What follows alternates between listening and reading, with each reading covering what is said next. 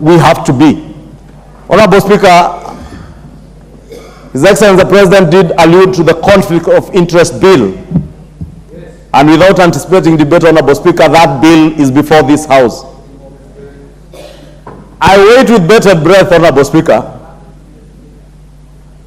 to sit and listen to how many of us in this House who pontificate on the fight against corruption will stand to oppose the conflict of interest bill that stands to decisively deal with matters, state capture, and the fight against corruption, Honorable Speaker.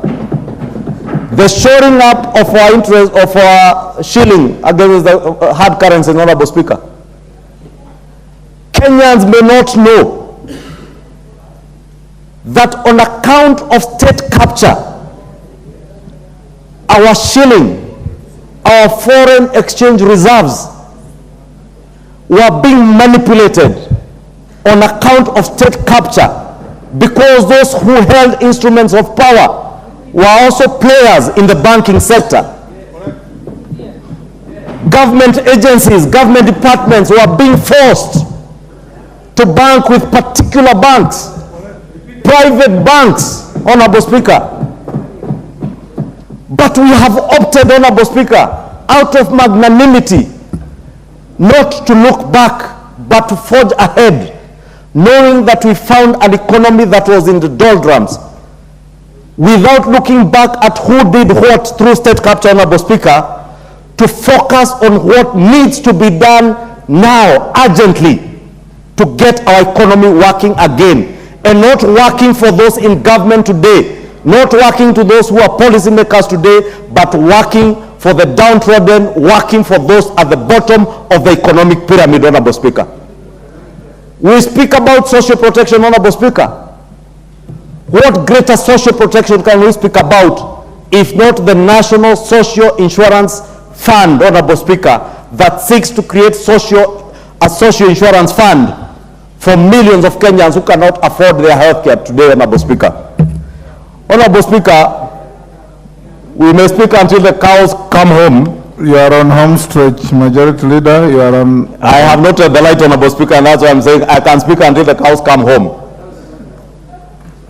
But I cannot overemphasize the need for all of us to stand up as patriots and do the right thing for our economy.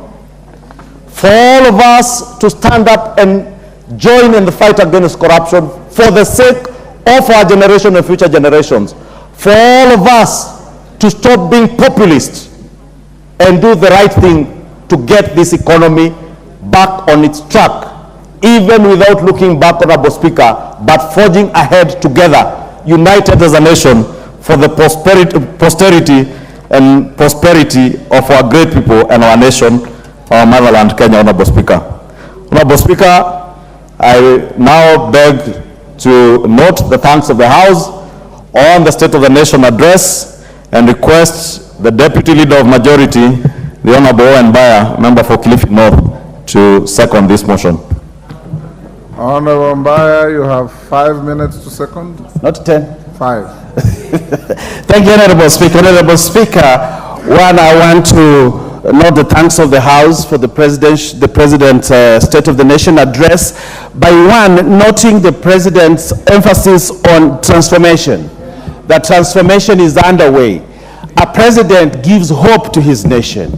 A President looks at the sunny side of things for the country. And President William Ruto did just that when he came to this House to deliver his State of the Nation address. That the many things that he has done cumulatively, there is hope for this country. A hope that his better or his bottom-up economic transformation agenda is going to transform this country, put it on the steady, and that this country is looking forward to better days than where we have come from. So I want to commend the President for this speech, a speech filled with hope, a speech filled with promise, but also a speech filled with important items and activities that he has undertaken in the first 1 year to ensure that the country, this ship has been put on the steady.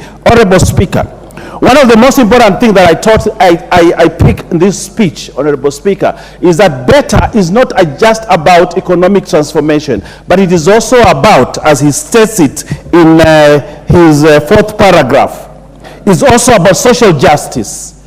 It's about inclusivity. It's about democracy. It's also about protection of the marginalized. Honorable Speaker, very many people did not go into the depth of what better is about. It is about social justice. Very many people in this country have suffered, and very many people have suffered under state apparatus in this country. We heard about the many killings that were being carried about by DCI. We heard about the Riviera bodies. We heard about people being killed by instruments of government. Better has brought that protection of the marginalized, protection of human rights, and protection of the state of Kenya and the people that live within it. So, Honorable Speaker, as we talk about transformation, we are not just transforming the country economically, but also to transform the social justice, to transform the fight against corruption in this country, and Honorable Speaker, to also to bring law and order.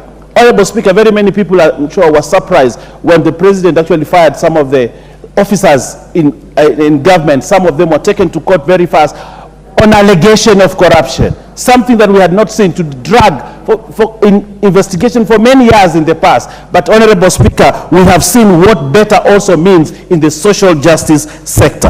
Honorable Speaker, if you go through the president's speech, you also see that he notes and he is aware that we are in extreme difficult conditions economically as a country. He knows that. He doesn't run away from that fact. He notes it, but he does not just note and step there, but he gives us a way in which we can get out of the doldrums that we find ourselves in this country. First, Honorable Speaker, he talks about the transformation in agriculture, the inputs he has made, the kind of infrastructure laid out in agriculture. Kenya is still an